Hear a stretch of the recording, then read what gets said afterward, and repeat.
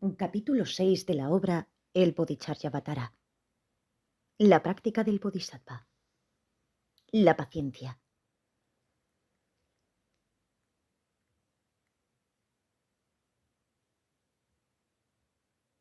Aunque durante miles de kalpas hemos acumulado todos estos actos virtuosos y excelentes, tales como la generosidad y el venerar a los sugatas, un solo instante de irritación los destruye.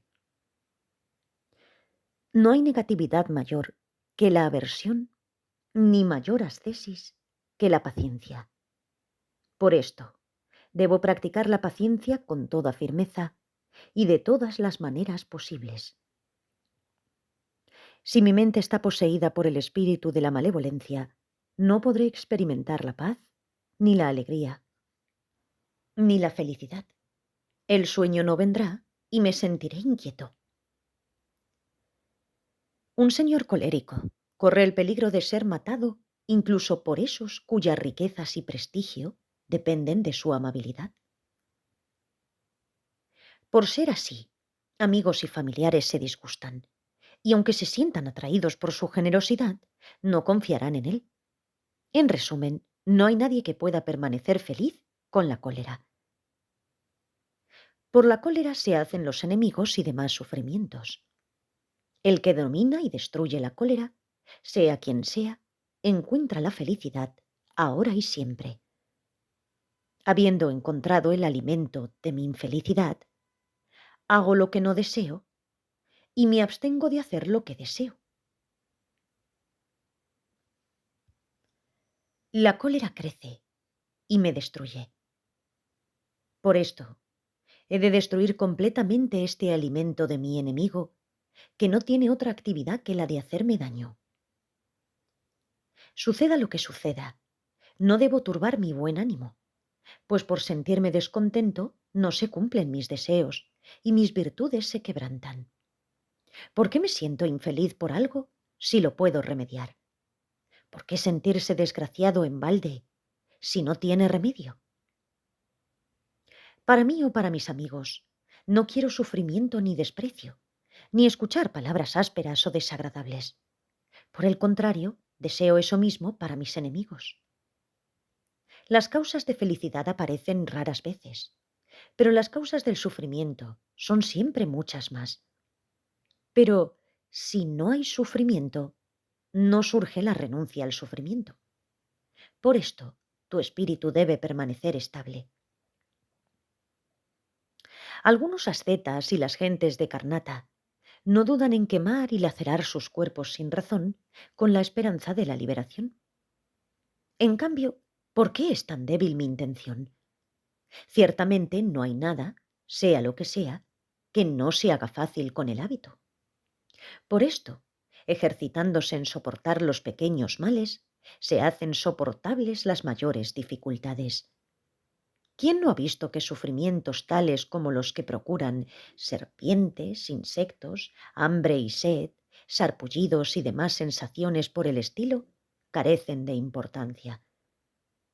No debo irritarme a causa del calor, el frío, la lluvia, el viento, la enfermedad, la muerte o el ser golpeado y esas cosas, pues si me irrito, aumentará mi dolor. Hay quienes a la vista de su sangre se crecen y envalentonan aún más, y hay quienes a la vista de la sangre de otros se acobardan y desvanecen. Estos estados mentales de firmeza o abatimiento provienen del hábito. Así pues, no hay que prestar atención al daño ni temer a los sufrimientos. Los sabios, incluso cuando sufren, mantienen su mente clara y serena. Los que plantan batalla a las emociones perturbadoras experimentan mucho daño en tiempos de lucha. Los auténticos vencedores son esos que, habiendo desdeñado todo sufrimiento, destruyen a enemigos tales como la aversión y demás venenos. Los otros matan solamente cadáveres. El sufrimiento tiene muchas cualidades: liberar del abatimiento y de la arrogancia, Hace nacer la compasión para con los que se encuentran en el ciclo de las existencias, evita lo negativo y se complace con la virtud.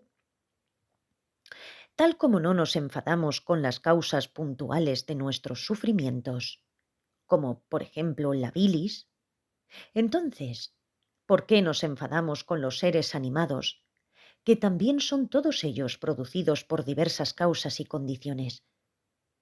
Por ejemplo, aunque no lo deseen, las enfermedades surgen. De la misma manera, aunque no lo desee, aparecen con fuerza las emociones perturbadoras. Aunque no se piensa, ¿me he de enfadar? Las personas se encolerizan con frecuencia. Aunque la cólera no piensa, ¿me he de generar? Esta surge igualmente. Todas las múltiples faltas, el conjunto de las diversas negatividades, surgen por el encadenamiento de causas y condiciones. Nada se hace por sí mismo. Este conjunto de circunstancias no tiene la intención de hacer nada. Por eso se producen perfectamente, con toda naturalidad, sin tener ningún pensamiento o conciencia al respecto. Lo que es llamado sustancia primordial, y eso que se considera como un yo existente, no surge por el pensamiento intencionado que dice, oh, ahora quiero surgir yo. Lo que no es nacido no tiene existencia. Eso que no existe no desea existir de ningún modo. Si lo que percibe el objeto, el Atman, el yo, lo hiciere permanentemente, tampoco podría cesar. Si el Atman, el yo, fuera permanente, entonces sería cierto que es inmutable, carente de actividad como el espacio. Incluso ninguna otra circunstancia podría hacerlo cambiar. Aun en presencia de cualquier circunstancia, permanecería como antes. Así pues, ¿qué le puede afectar? Si digo que una circunstancia afecta al yo permanente, ¿cómo puede existir una relación entre ambos? Así pues, si todo depende de otras cosas, y éstas a su vez de otras, nada es independiente. Hasta entonces, habiendo entendido esto, ¿cómo puedo enfadarme con la realidad aparente, que en todos los casos es como una ilusión mágica? ¿Por qué debo evitar la cólera si todo es como una ilusión? Puedo preguntar. Aunque en razón de ello se dice que no es apropiado apartarla, por el hecho de que el sufrimiento surge de la cólera, no se puede considerar incorrecto el deseo de extirparla. Incluso si vemos a un enemigo o amigo hacer algo incorrecto, hemos de ser capaces de pensar que también su conducta surge de diversas condiciones, circunstancias, y así permanecer tan felices como ecuánimes. Si concluyésemos que todo esto es producto de nuestra propia elección, como nadie desea sufrir, ningún ser con cuerpo experimentaría el sufrimiento. Pero por falta de atención, nos dañamos a nosotros mismos con espinas y otras cosas, y a fin de obtener mujeres y cosas por el estilo, enardecidos, dejamos de comer y nos sometemos a diversas privaciones. Algunos se cuelgan o lanzan a los precipicios, o comen comida envenenada y malsana. Por su actividad nefasta, se hacen daño a sí mismos. Cuando son arrastrados por las emociones perturbadoras, incluso se matan a sí mismos. Lo que más aman, y por lo tanto, no pueden evitar hacer daño a los demás. Si no desarrollo la gran compasión, empezando por esos que se matan a sí mismos y a los demás, crecerán indefectiblemente las emociones perturbadoras. ¿Cómo cumpliré entonces el propósito de no enfadarme? Si admitimos que en la naturaleza de los niños está el hacer diabluras, enfadarse con ellos es tan incorrecto como enfadarse con el fuego porque quema. Por otra parte, si este defecto es transitorio, en los que son nobles por naturaleza, también es incorrecto enfadarse en este caso, tanto como irritarse con el espacio que deja elevarse el humo. En caso de ser golpeado, con un palo o cosa similar, me enfadaría con el que lo sostiene y no con el palo. De igual modo, me he de enfadar con la falta que provoca su aversión y no con él. Por haber hecho en tiempos pasados un daño similar a los seres, es normal que ahora me persigan para devolverme ese daño. El cuerpo y las armas, ambos, son causa de sufrimiento. ¿Con quién me he de enfadar? ¿Con el que blande el arma o con mi cuerpo? Si por un ciego apego y fijación en mí mismo experimento el sufrimiento de no poder soportar el que me toquen, tal como si fuera una llaga, entonces, ¿con quién me he de enfadar? Es con el que experimenta el daño, es decir, conmigo mismo.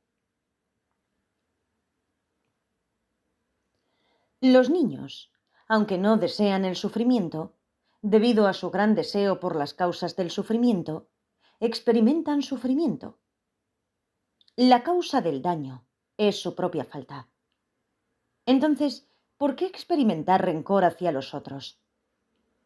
Por ejemplo, tanto los guardianes del infierno como el bosquecillo cuyas hojas cortan como espadas, todo esto es producido por mis propios actos. Así pues, ¿con quién debo irritarme? Si son mis actos los que provocan la irritación o agresividad de los seres para conmigo, haciéndolos caer en los infiernos, ¿no soy yo quien los destruye? Gracias a ellos y a mi paciencia he purificado muchas negatividades, mientras que ellos, a causa de mis faltas, caen largo tiempo en los sufrimientos de los infiernos. Si yo les hago daño y ellos me benefician, ¿por qué mi espíritu exaltado se enfada con ellos sin razón? Si mi mente tiene la excelente cualidad de la paciencia, no iré a los infiernos. Pero aunque me proteja a mí mismo, ¿qué será de ellos? En todo caso, aunque les devolviese el daño, esto no les protegería. Y en cambio mi actividad se deterioraría y mi práctica se destruiría. Si la mente no tiene cuerpo, no puede ser destruida ni un ápice por nadie. Pero a causa de su apego se identifica con el cuerpo y cuando éste es dañado, sufre. Si las palabras de desprecio, el habla grosera y las palabras desagradables no hacen daño al cuerpo, ¿por qué se irrita tanto el espíritu? Aunque otros no me aprecien, esto no me devorará en esta ni en otra vida. Así que, ¿por qué me he de disgustar? Aunque esto sea un obstáculo para mi enriquecimiento y no lo desee, puesto que un día u otro habré de abandonar mis posesiones, entonces solo permanecerá presente mi resentimiento. Es mejor morir hoy que vivir una larga vida en el error, pues de todos modos, aunque viviese largo tiempo, el sufrimiento de la muerte sería el mismo. Alguien puede despertar habiendo experimentado en sueños que ha sido feliz durante 100 años, y otro despertar habiendo experimentado solo un momento de felicidad. Ninguno de ellos, al despertar de sus respectivos sueños, encontrará de nuevo esta felicidad. De igual modo, aunque la vida de uno u otro haya sido larga o corta, se extinguirá por igual. Aunque se haya vivido feliz durante largo tiempo y se hayan obtenido muchas riquezas, uno se ha de ir con las manos vacías, tal como si hubiera sido robado por un ladrón. Si bien la riqueza ayuda a vivir y facilita la extinción de las negatividades y la acumulación de méritos, si uno se irrita o enfada a causa de sus posesiones, las virtudes propias se pierden, pero las negatividades no. ¿Para qué sirve la propia vida si para obtener ganancias materiales en la misma se hace solamente el mal y debido a ello se degenera? Si bien me enfado con los que hablan mal de mí, porque perjudican a los que confían en mí, ¿por qué no me enfado igualmente con quienes utilizan expresiones desagradables refiriéndose a otros? Si eres paciente con la desconfianza que afecta a los otros, ¿Por qué no eres paciente con las palabras desagradables que provocan tus emociones perturbadoras? Es incorrecto enfadarse con los que mal hablan del sagrado Dharma y destruyen sus imágenes sagradas y estupas, pues los budas no pueden ser dañados. Como nos ha sido mostrado antes, incluso cuando perjudican a nuestros maestros, amigos y familiares, habiendo visto que el devenir proviene de múltiples condiciones y circunstancias, dejamos de enfadarnos. Si los humanos son dañados tanto por seres animados como por inanimados, entonces, ¿por qué son rechazados con rencor solo los seres animados? Más bien, deberían mostrar la misma paciencia para con el daño causado por los unos y los otros. Si alguien se enfada por ignorancia con alguien que le ha faltado por ignorancia, ¿de quién es la falta? ¿Quién está libre de falta? Porque anteriormente cometí acciones negativas, es por lo que ahora otros me dañan.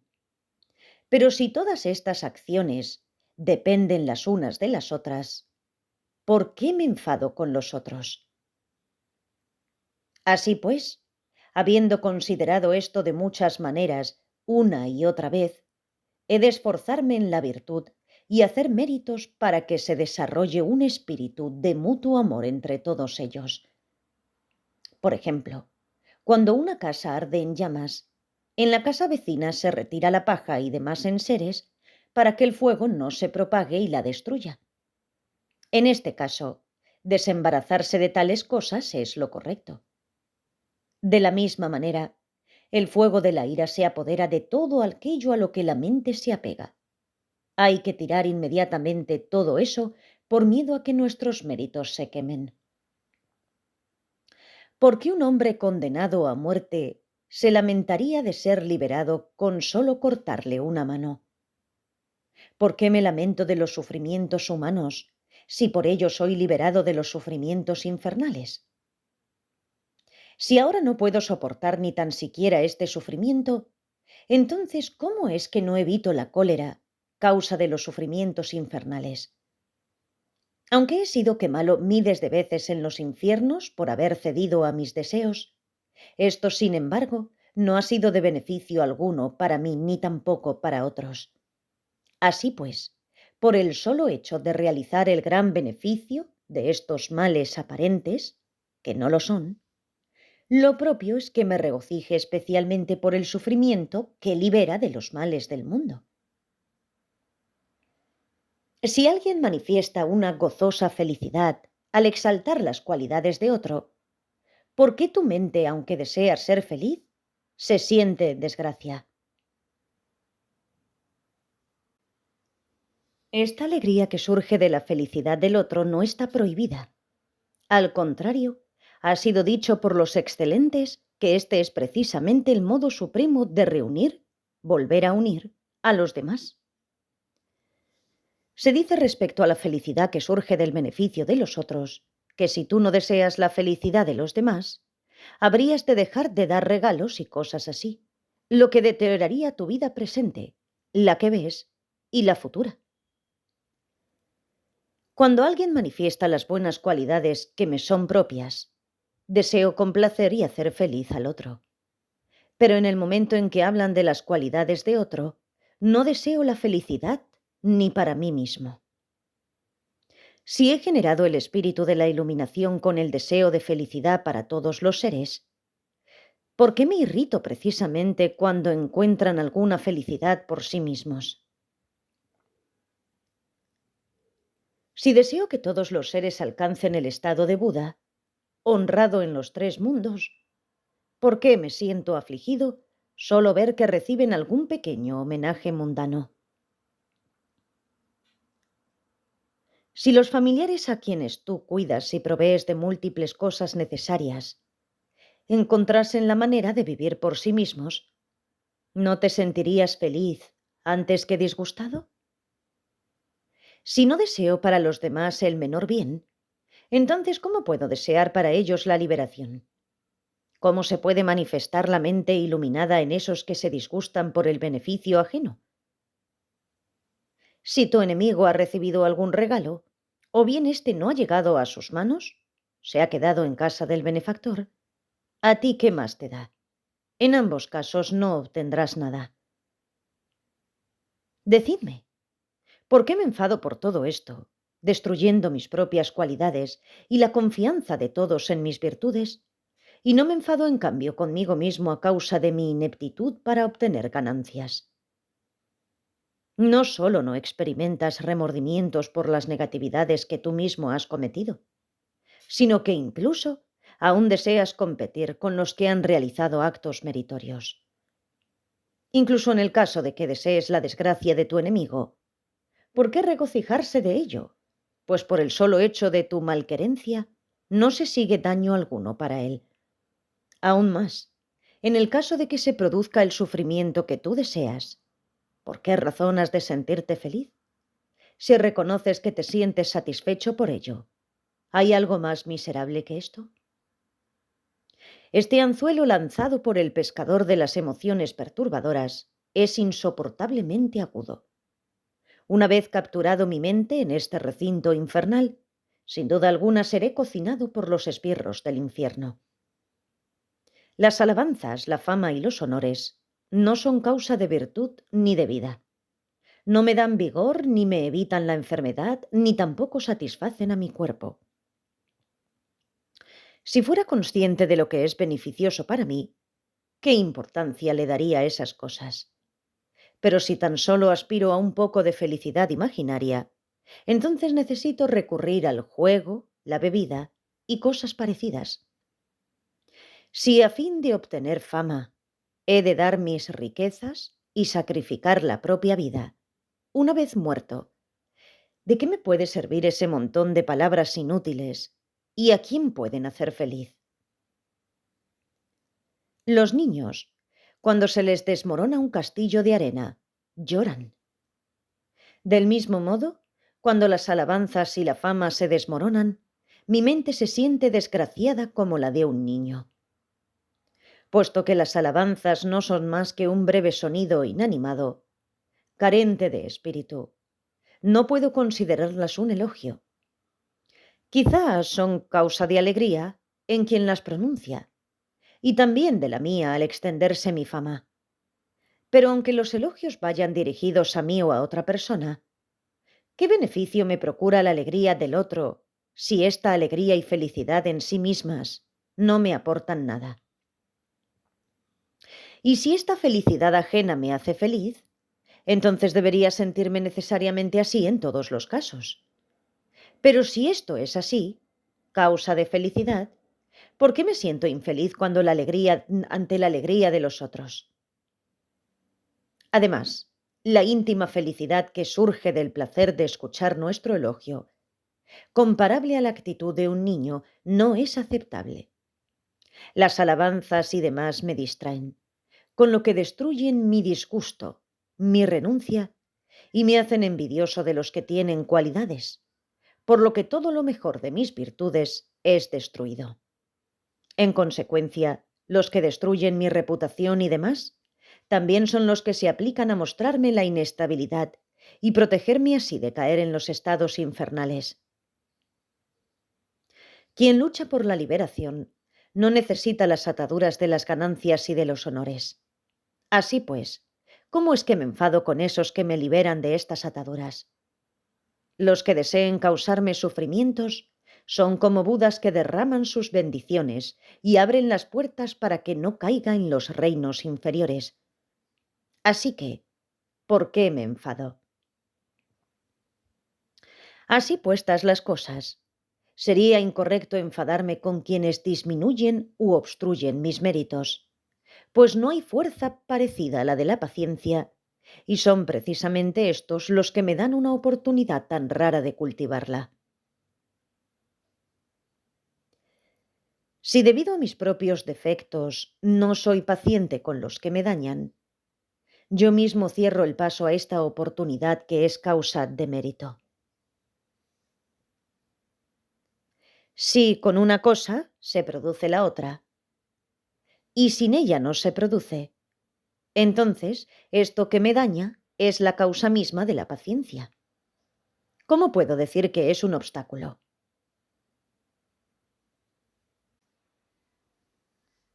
El mendigo a quien doy una limosna no es un obstáculo para la generosidad, como tampoco puedo decir que quien confiere la plena ordenación sea un obstáculo para quien la recibe.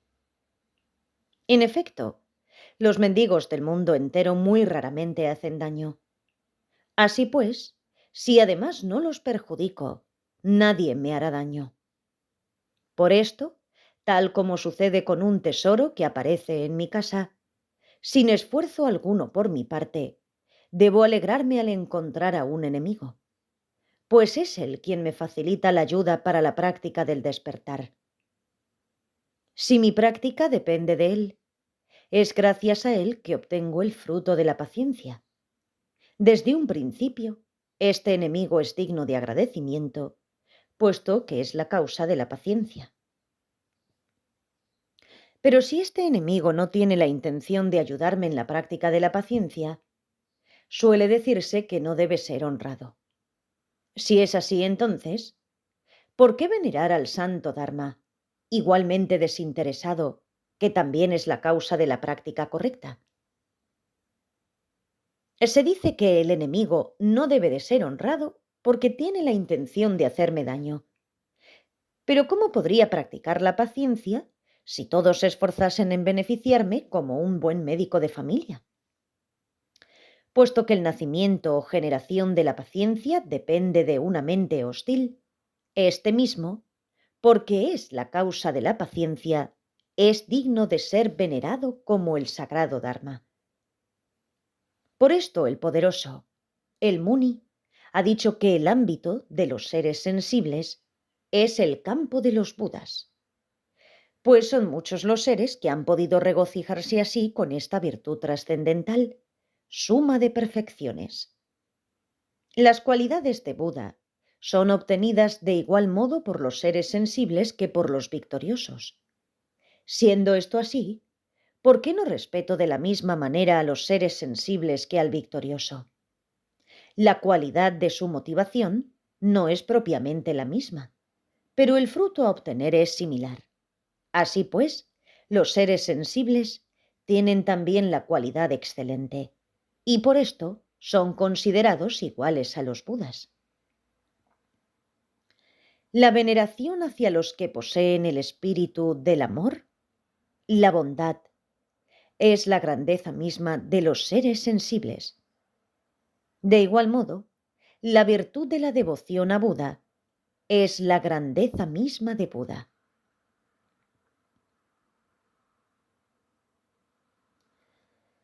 Algunos seres son considerados como Budas porque han realizado en parte las cualidades de Buda. Pero no hay ninguno igual a los Budas, océanos ilimitados de cualidades.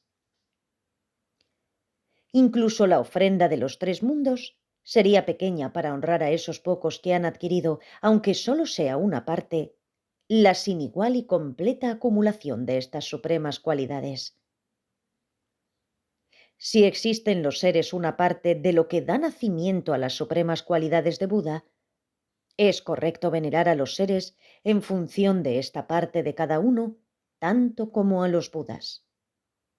Además, ¿cómo agradecer a estos verdaderos amigos los ilimitados beneficios si no es satisfaciendo a los seres?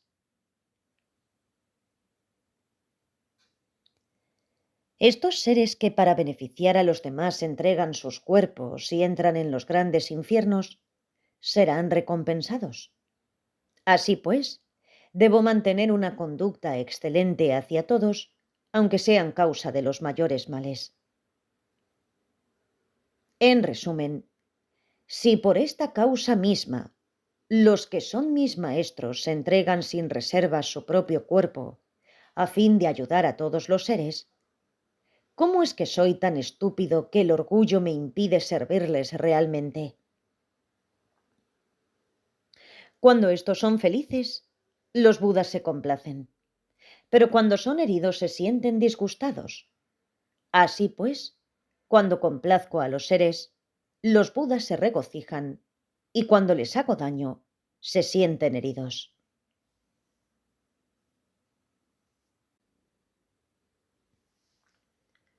Tal como la mente no experimenta placer alguno si el cuerpo es totalmente abrasado por el fuego, de igual modo cuando los seres son dañados, los grandes compasivos no pueden experimentar placer alguno.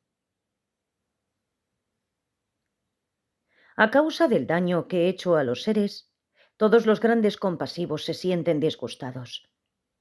Por esto, hoy hago la confesión de todas y cada una de mis negatividades y suplico a los munes que están apenados que sean pacientes conmigo.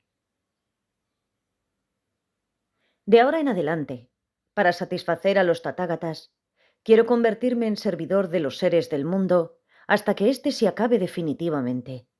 Incluso si hay una multitud de seres que me dan puntapiés en la cabeza, acaban con mi vida en el mundo y me matan, complaceré así sin dudarlo a los protectores de los seres. Sin duda alguna, todos los seres que tienen como propia esta naturaleza de la compasión miran la esencia de los demás seres como siendo la suya misma. Entonces, ¿por qué no los voy a honrar como a los mismos protectores? Por esta actitud misma, los tatágatas se complacen y también se cumple mi propio beneficio. Además, esto también elimina el sufrimiento del mundo. Así pues, practicaré siempre de esta manera. Por ejemplo, cuando algunos hombres del rey hacen daño a mucha gente, los que son clarividentes no les devuelven el daño, aunque puedan hacerlo. Esto es así porque ven que esos esbirros no están solos, sino que están sostenidos por las tropas, la fuerza y el poder del rey. Del mismo modo, no debo subestimar tampoco a los que me hacen poco daño. Así pues, debo satisfacer a todos los seres, tal como a las gentes de este rey furioso, pues están respaldadas por las tropas de los guardianes de los infiernos y por los que poseen la noble compasión. ¿Se puede comparar el daño que me puede hacer experimentar un rey colérico al suplicio de los infiernos que me causará el no respetar a los seres? Incluso si un tal rey fuera amable, no podría darme la budeidad que se obtiene por complacer a los seres. ¿Por qué no veo que la futura realización del Buda, al igual que la gloria, el renombre y la felicidad de esta vida, surge de satisfacer a los seres? La belleza, la salud y la fama en la vida mundana son causadas por la paciencia, y es igualmente por ella que se obtiene una extrema longevidad y la inmensa felicidad del rey Chakrabartin.